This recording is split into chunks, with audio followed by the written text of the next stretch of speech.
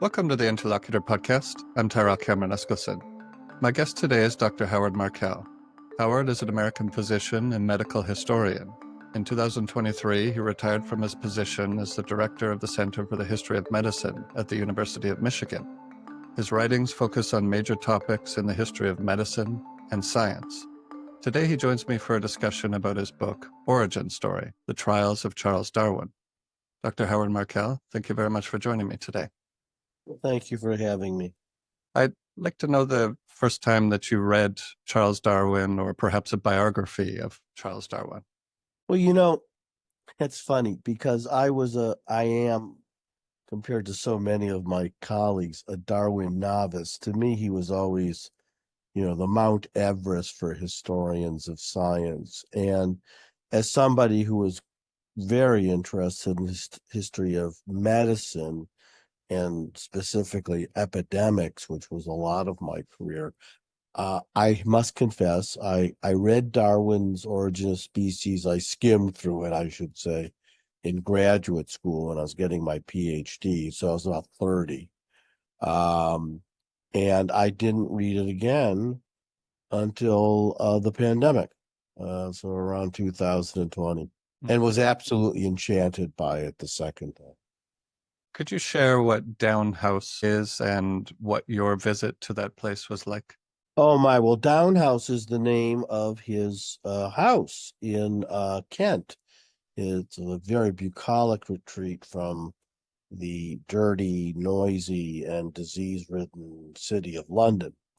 And it was his command central for everything: his family, his children, and his laboratory, if you will. He had a greenhouse and a remarkable garden where he was doing what you might call early genetic studies. He would not. He would call it horticulture and botany. He also, in his study, where he wrote Origin of Species and his other books, was getting mail from all over the world. And we think of email and the internet and podcasts and all sorts of ways that we communicate today and throughout the world. This took a little bit longer, but the one good thing about living in the British Empire is that their tentacles were all over the world, but so too were its Royal Mail packet ships or mail men. They're mostly men at that time. And so he got mail from all over the world about biology long after he stopped traveling the world on the HMS Beagle. Yeah, well, that's a good segue to my next question, because I'd like to talk for a minute about his trip, his voyage on the Beagle. Could you share a little about what the Beagle was, what its task was, and what was Darwin's role on that ship? Because he was a unique passenger on What that a ship. remarkable adventure. I mean, going on a 5-year voyage to map out. There was a mission of the Royal Navy to map out the coastal areas of South America all the way around Patagonia and above it too. So not only across the Atlantic, but the other side. And of course, this is an era of colonization and empire, so they were interested in that.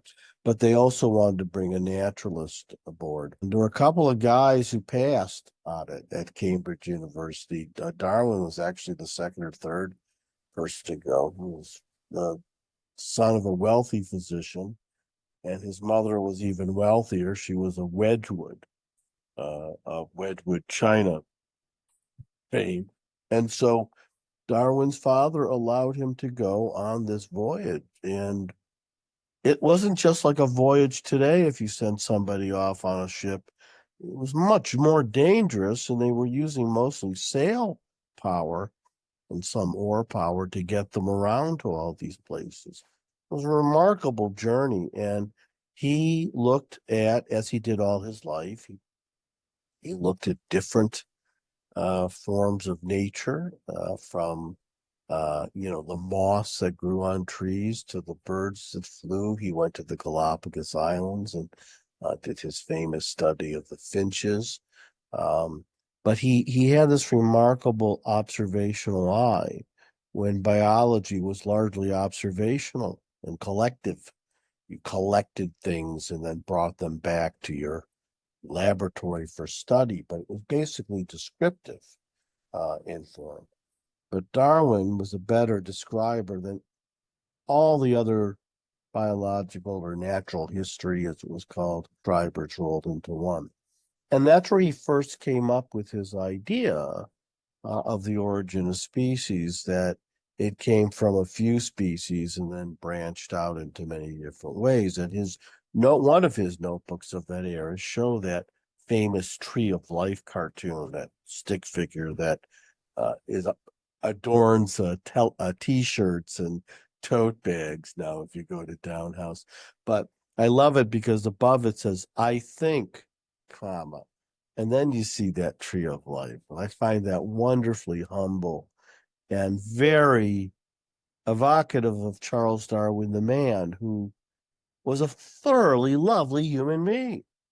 He had a few faults, and I go into that in the book, but he was a very lovely, kind human being for the most part. I watched a great television series about him from the 1970s called the Voyage of Charles Darwin, or the Voyages of Charles Darwin, and he comes off as a really likable guy in that show. I didn't read too much into that just because it was a television program, but it was just a beautiful show. Yeah, I remember it vividly. It's from the 70s, right? Yeah. Yeah. It was on PBS when I was a kid. I remember it. Yeah. That voyage just appeals to so many. I mean, it's such a great adventure story, and his captain, no, I'm blanking on his name. Fitzroy. Fitzroy, who turned on him later. Fitzroy was a very acidic man, and his sailors called him hot coffee because he could spill on you at a moment's notice and burn you. And Darwin, during a lot of this voyage, was sort of his shrink, if you will. It was a prehistoric shrink. It didn't exist yet, but he would just listen to this man's blatherings and calm him down and so on. And Darwin found him fascinating, and vice versa. And some of the volumes that comprise Darwin's library on the voyage of the Beagle, including and now I'm blanking on his name too, the geologist Charles Lyell. Lyell's work, at least the second volume, was presented to him by Fitzroy. Now, these books were, extremely big investments. There were 50, 60 pounds or something. It was a big investment to buy a big textbook like that.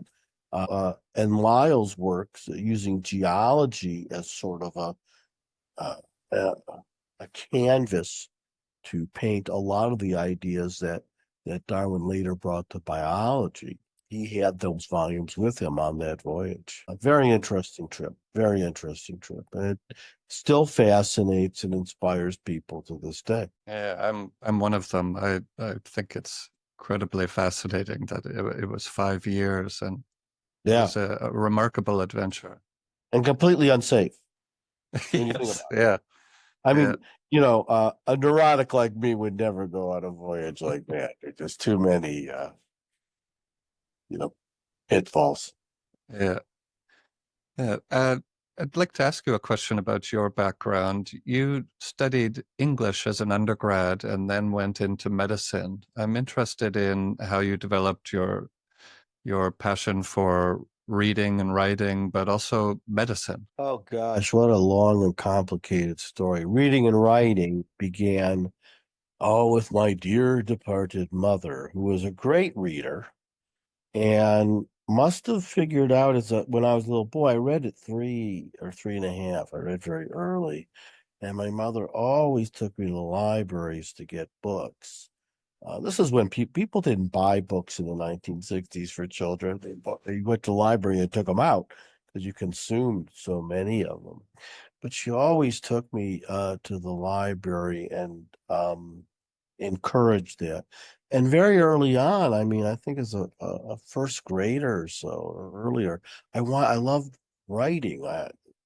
5-year-old writings I wouldn't dare show anybody, but the concept of being a writer was very intriguing to me.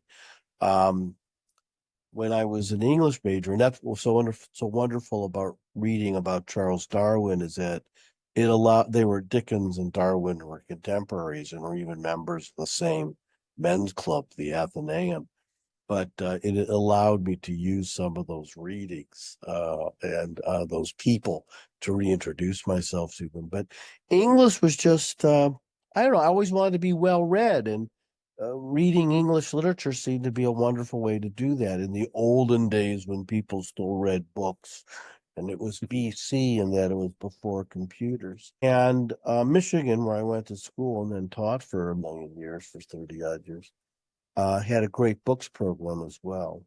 And so I read a lot of the classics that would now be considered the dead white men, et cetera. But I'm so glad I did go from Beowulf all the way to, the World War II era of English writers, the part of English did not read, they read a few Americans, but they did not read a lot of other literatures. If you wanted to read Russian literature, there was a department of Russian literature. If you wanted to read French literature, you did that. So, but I had that opportunity to read those people, and somebody taught me very early on. A great writer wrote me a note and said, read a novelist named Herman Wouk, who I used to correspond with as a kid, as a teenager.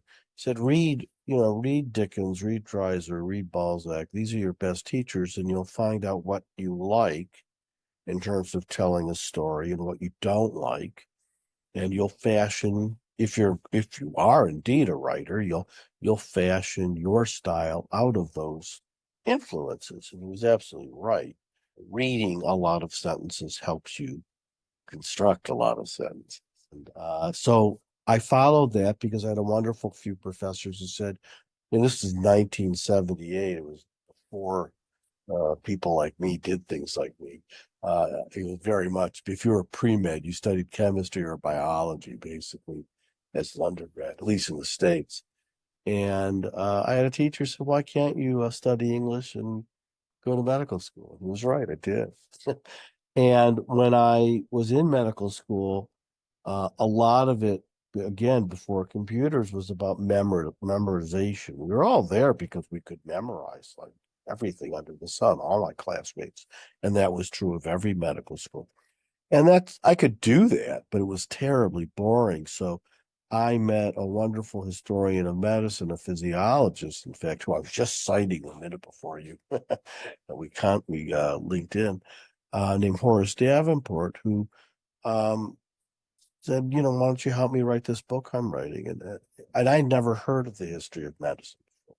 So I was about 22. And when I started working for him as a research assistant, I started hearing, heart music, and the angels came down, because I suddenly found my quarry, if you will. What could I do to take these disparate talents or abilities or interests and combine them? And it became being a doctor who was a medical historian. And there actually were departments of history of medicine. There were journals of that. And the strict world I was planning on entering, academic medicine, would sort of allow that. That was sort of doable, as opposed to being, say, a doctor poet, which was, you were not going to become a professor in that way, or a doctor comedy writer or whatever. Today you might, probably not, given today what's going on in universities, but still, it was a very narrow moment when that kind of a professor like me could get into a department of pediatrics and rise through the ranks and become tenured. I'm not so sure that could be done de novo today. I was really lucky. Timing is everything. Yeah. But that's how I followed it. But as I progressed in my writing career and writing books, and I was very lucky because I was writing not only books, but I was writing for the New York Times for about 11 years, and then for National Public Radio for several years, and public broadcasting. So I learned how to write for different types of audiences and for large, intelligent audiences, New York Times, New Yorker type, Time literary supplement, what have you, types of readers. And I developed a knack, an ability to do that. I've been very fortunate. I can't believe I did whatever I did, but looking back, it was very foolhardy to go into the field I did, but I loved it. I hate the word passion. I have the passion for it. It was my job and I loved it. Hmm. But it's also when you're a writer, when you're any kind of an artist, if you will. I hate to use that term to describe people. When you're a writer, you have to write. It's not something you just sort of do on the weekends. You write every day, like a surgeon would operate every day, to keep your fingers nimble, if you will, or to keep your mind nimble. But you write because you have to and you want to and you like it, you love it, you know. Yeah. I have lived the better parts of my life with just a fountain pen in my hand and a piece of paper in front of me. I know that's weird, but that's true. Yeah, that sounds great to me. Yeah. Back to Charles Darwin, when he finished his Beagle voyage in the And not to 1830s. interrupt you, but Oh, we have to get to how did I get to Darwin as the question after this, okay? Because it's an odd, sure. but go back to the Beagle. I'm sorry to interrupt. Yeah, go No, ahead. that's okay. We can do that question next. That's great. Yeah. No, So I was, okay. Was writing, when I was planning on going to Cambridge University as a visiting fellow at Clare Hall, one of the colleges, and it's a postgraduate college. But it was pre-pandemic when I wrote that application. You have to apply thesis like anything else. And the pandemic hit, COVID hit, and because I'm one of the architects of flattening the curve, for many of us, I was very busy during the pandemic. When the world does badly, I do well. But I was also writing a book about the discovery of the DNA the structure of DNA, with an emphasis on Rosalind Franklin. And all of her papers are at Cambridge at Churchill College. And so I planned on doing the book there, but I got delayed from going to Cambridge. Fortunately, I already had gone many times and had her papers, or pictures of it, copies of it. So I wrote the DNA book while I was in quarantine. And so I was still going to Cambridge, but I needed a topic. So I knew Charles Darwin's papers were all about 900 feet, 900 steps from Clare Hall at the university library. I also knew that he was famously ill most of his life, but didn't know why. And just thought, well, I'll come up with a project to study him. And I thought, I love writing about slices of time as opposed to big, long, sprawling histories that are kind of like textbooks. And so I thought about the year he wrote and the origin of species, the origin of species, if you will, when he had so many things going on in his life, including the death of a child and terrible illness, which I retrospectively diagnosed as probably terrible lactose intolerance. That it was totally by accident of the pandemic. If it hadn't been for that delay, I don't know if I ever would have come to be so close to Mr. Charles Darwin, which I'm delighted that happened. yeah, so that's another case of timing and opportunity that Yeah. you take, right?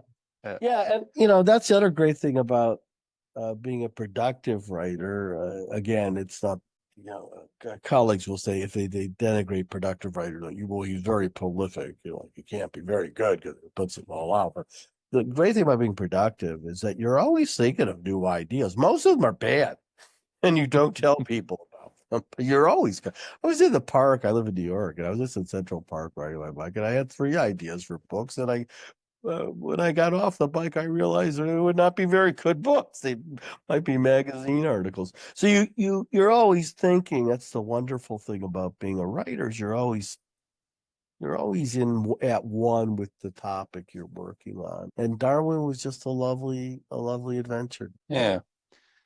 So But in let's go the back to the Beagle. Let's go back to the Beagle. Yeah, well, I was wanted to ask, from when his voyage ended and he returned to England, there was more than 20 years until the publication of On the Origin of Species. So he was taking his time developing this theory. Yes. What exactly was he doing for those 20 some years as he was developing his idea? Well, lots of things. Lots of things. He was the secretary of the Geology Society, which is still around. It's in the Burlington House where the Linnaean Society is and the Royal Academy of Art. And that was a lot of work. He did work with the British Museum.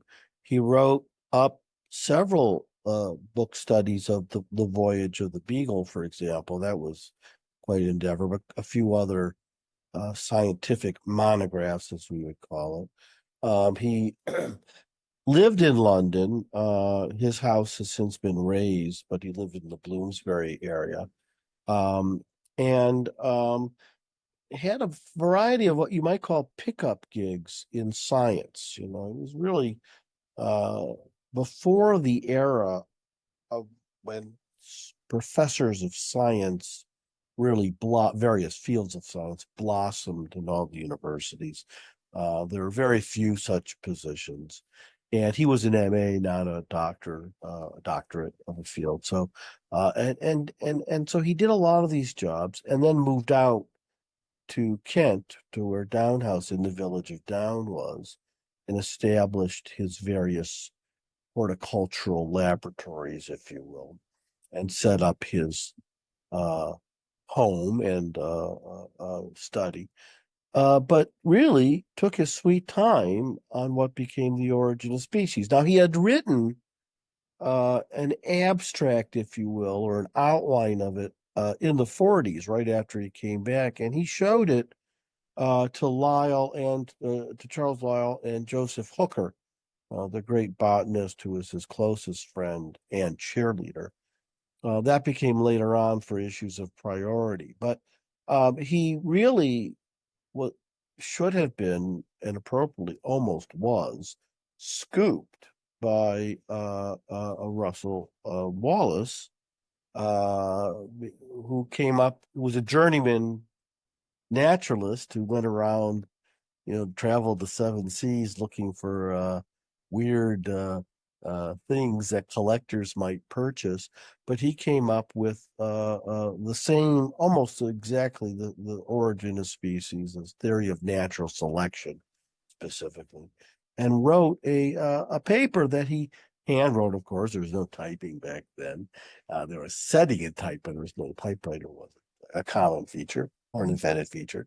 And he sent it to Darwin with the hopes that he would pass it on to Lyell, who edited things and was quite a big deal and a best-selling author and very famous in his own right. Lyell had a position at the University of London, but was making so much money from his books and lectures that he gave the gig to somebody else who needed it more, needed the salary more. And Darwin read it and, nearly had a heart attack because it was basically what he had read.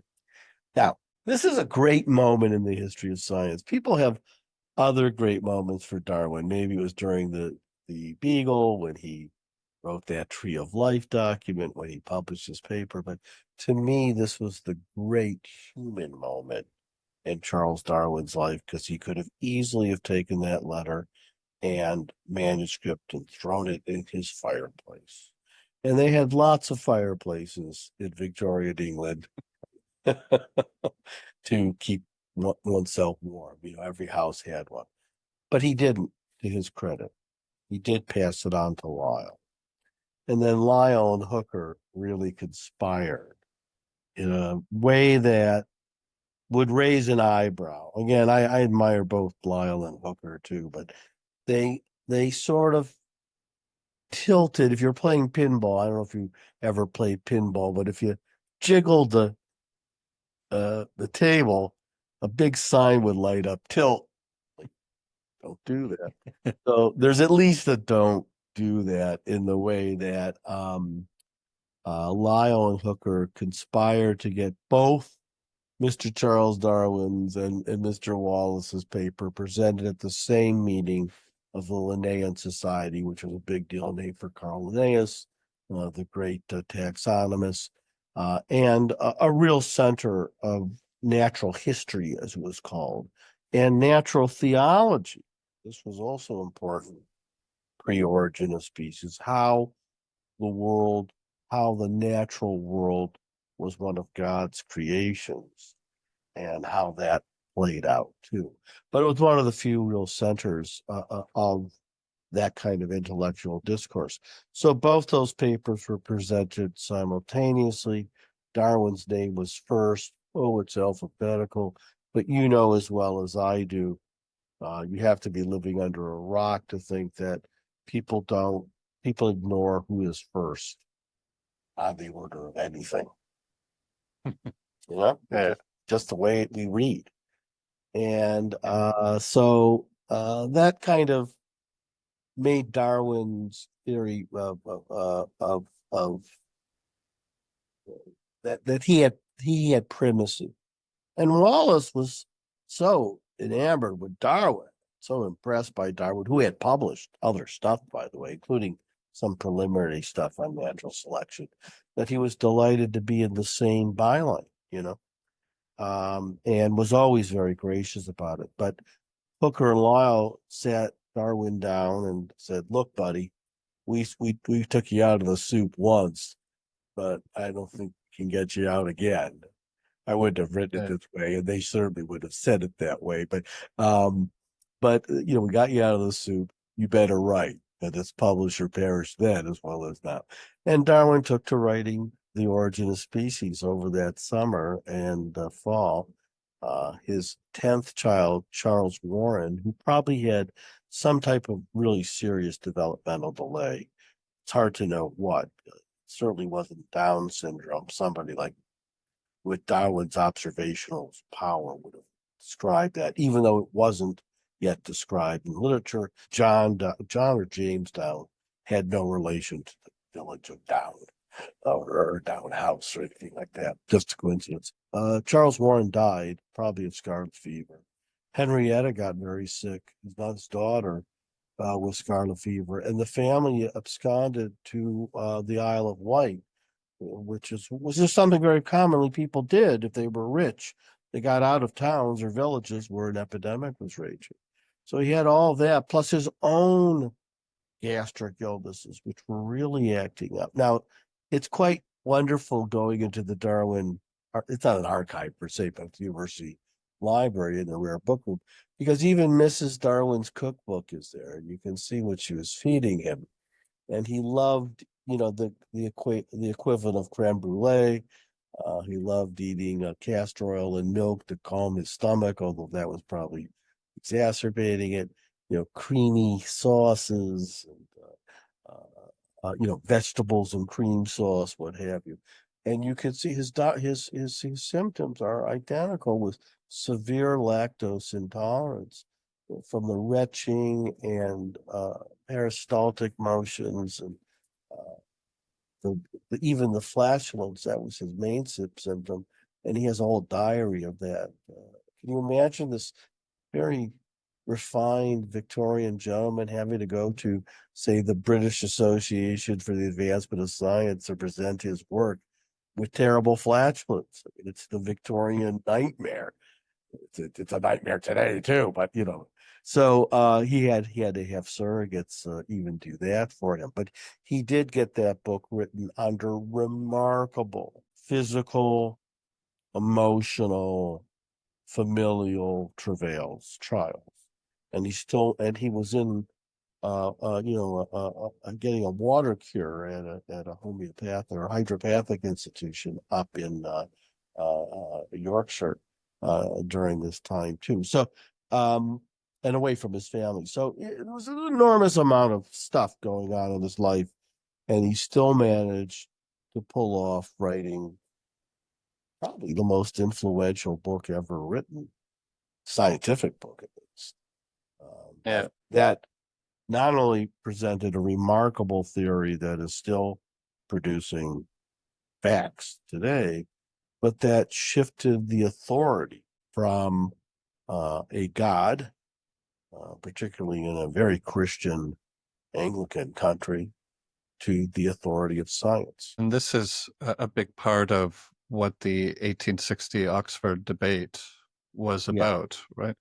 Could you introduce a couple of characters that were involved there? You wrote about Thomas Henry Huxley, that he was Darwin's bulldog, and he couldn't have been more different than Darwin, that he was a man in a hurry and had this process of developing his ability of being a public speaker. Uh, he was a virtuoso of public speaking. He was, like listening to Horowitz play the piano. He was that good. He was an actor, if you will, not a professional actor, but he knew how to present to an audience. Really good professors learned this craft and learned how to play a laugh line and play to an audience and make eye contact and speak to with an audience rather than at an audience. And not many teachers do that, but he was one of them.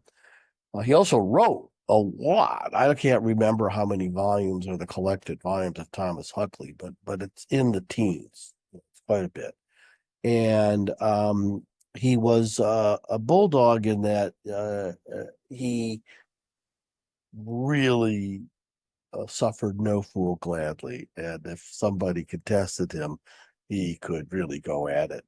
The other surrogate was Joseph Hooker, the great botanist, who was much more mild-mannered, but quite brilliant. And these three guys, it's interesting, all three of these guys traveled on Royal Navy trips as the naturalist on board. You know, it wasn't just Darwin. Hooker and Huxley did as well, after Darwin did. And so they all had this mutual experience of being out in the world, adventurous, but also seeing how the natural world evolved, if you will. And so they're really at the ground level of modern biology, at least in England, in Europe. And so they were there. On the other side, you couldn't have gone to Hollywood for a better guy. His name was Samuel Wilberforce. He would had a neat, Wilberforce, a neat Dickensian name, and he was the Bishop of Oxford.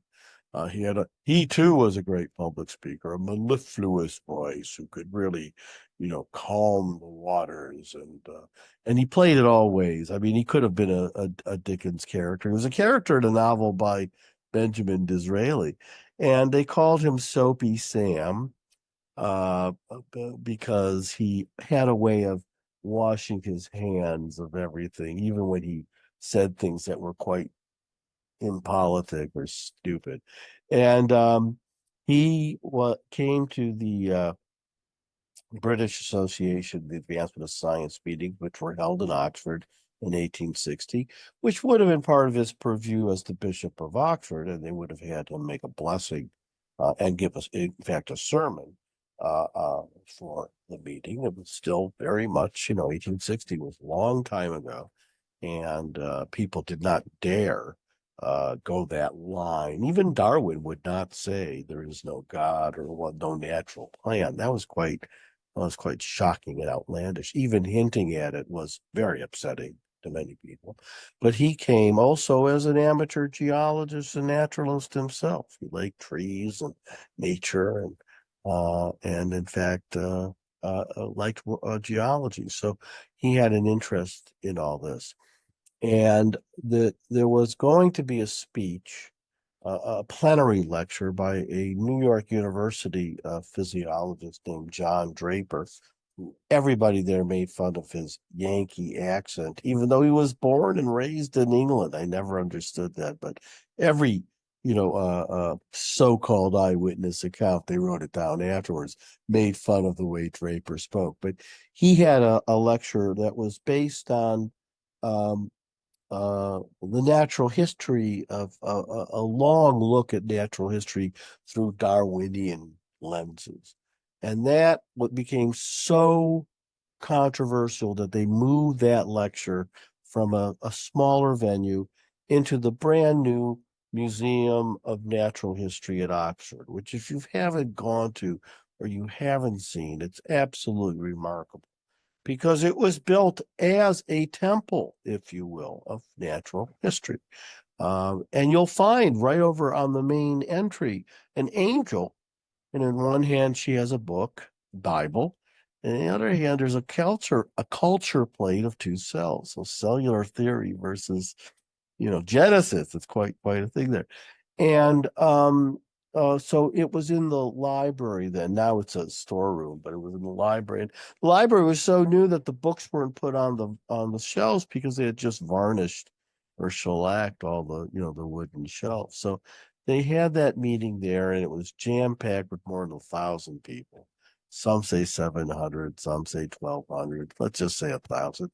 And there were even people outside, who couldn't get in, who are interested in what was going on. And after Draper spoke, they opened up the floor to talking not only about his speech, which was really this remarkably long and tenditious speech about how science had evolved through natural history and through ancient history all the way to the present, but they opened it up to talk about specifically Darwin. And everybody had their own ammunition, including Robert Fitzroy, who was in the audience. And Fitzroy got up and supposedly held a Bible in his hand. And, I rue the day that I took Charles Darwin on that trip that changed his life, because look what he's doing to our God. And thundered on. Fortunately, he sat down. There were other wacky guys, too, who were saying yay or nay. My favorite guy in that debate was a man named James Byrd, who was a longtime physician in the East Indian Health Service, and was down in India during many of the colonial fights and outbreaks, and was an expert on cholera, but pre-germ theory cholera. I love this guy because he was both at the first lecture of I'm blanking on his name, John Snow, I'm sorry, describing his work in 1849 on the Broad Street pump. So some of the early work on, that cholera is not an atmospheric disease, but something that pollutes the water and spreads through the water. James Byrd was there at that meeting of the Westminster Scientific Society and said, "No, I don't believe this. This is not how cholera propagates." And I know because I was in India, where a lot of the pandemics of the 19th century began, actually, or seem to have emanated from. And he said it's atmospheric, like Aristotle said, or Hippocrates. And he was also at this meeting and was a naysayer on Darwinian theory. So here you have an eyewitness who spoke at both two of the most seminal meetings of 19th century science, and he was wrong both times. So I love discovering this guy.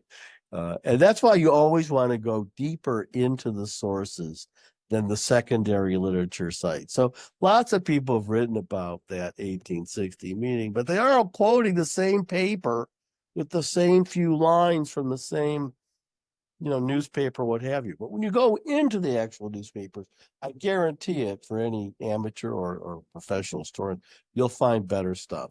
Never trust the secondary literature on anything. What including was including mine. What was the immediate impact of the debate over the next couple of years? And as it became a historic event, how has as it's gone through the historiography of generations, how has our understanding of it evolved or changed? That's a really, really good question. In popular lore, you may have been taught this in college biology or high school biology, that, Huxley, which he did, I missed the best part. Huxley supposedly said, "I'd rather be an ape than somebody who," I'm paraphrasing, "than somebody who perverts the scientific truth like you, Bishop Wilberforce," and everybody, "Oh my God." Because the sitting bishop, but to say that to a sitting bishop was a big deal. That was even Huxley said later on, I would never say that in such bold, insulting fashion. And in fact, it was Joseph Hooker was, if you read his comments verbatim, were much more persuasive and scientific. But even though it didn't really make the newspapers like you would think. Yeah, there was a little flurry, particularly that night, but there was still, it didn't change the world in one afternoon, as we're often taught, in the shorthand of a biology textbook or a reference here and there. It took many more decades. In fact, it's still being argued in my neck of the woods by some people that it's only a theory, as opposed to what we all in the world of science believe to be a factual framework with lots of evidence to back that up. But it took many more decades before that happened. It got romanticized. I talk about this in my book Origin Story.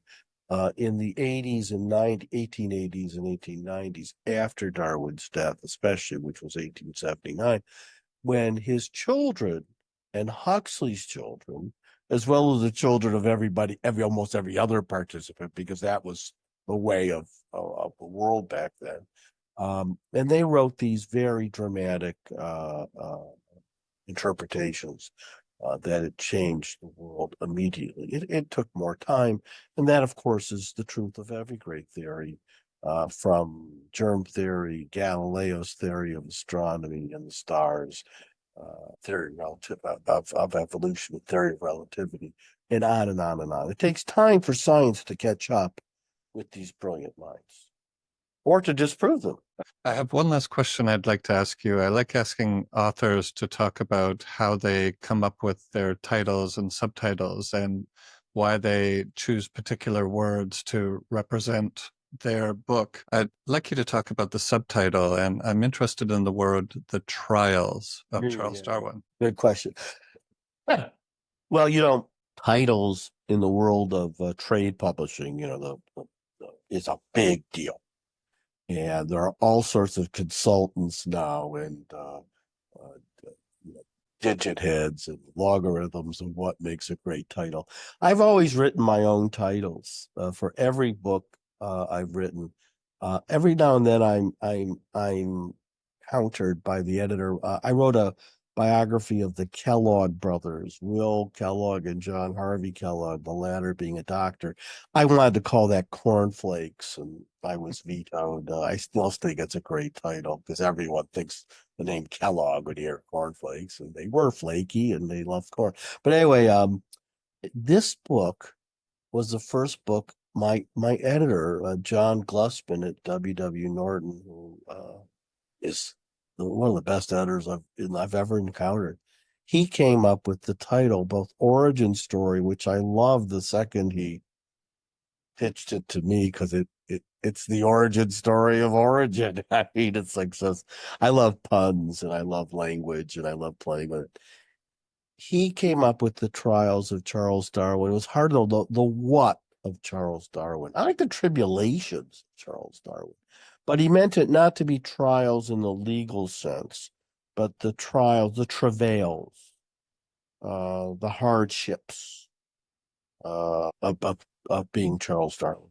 That's one of the aspects that I enjoyed about this book, is you take the reader into the writing room and into the life of this man and talk about how he had to deal with a lot of difficult things going on in his life while coming up with this theory and publishing it. And that's something great that readers can enjoy if they get Origin Story. It really, it's funny. First of all, if I'm not interested in the subject, I can't make you interested in the subject. So I have to really love it. I have to have an enthusiasm, and that comes out on the page. If you're bored with it, you can't make it. But for me, it's like there's a bank robber, Willie Sutton. They said, "Why do you rob banks?" He goes, "That's where the money is." And the money, not money per se, but the money of writing, the gold, what Dickens called the true golden gold of writing, is animating these people. We know Darwin is a name or carved into the wall of a museum or whatever, but who was Charles Darwin? He's a human being with family and people in his lives, and and trials, tribulations, really tough stuff, and really good stuff because he was loaded and could support his science. He didn't need a grant. He had Wedgwood money.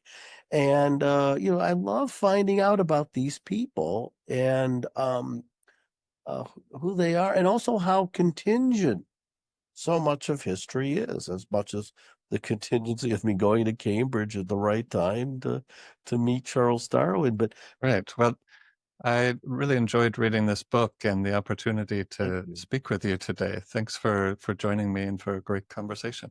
Well, thank you. It's fun to read the one reader who read that book. I didn't want you read that. No, I love it's fun, and I hope your readers enjoy it. And thanks for talking to me today. Thank you very much.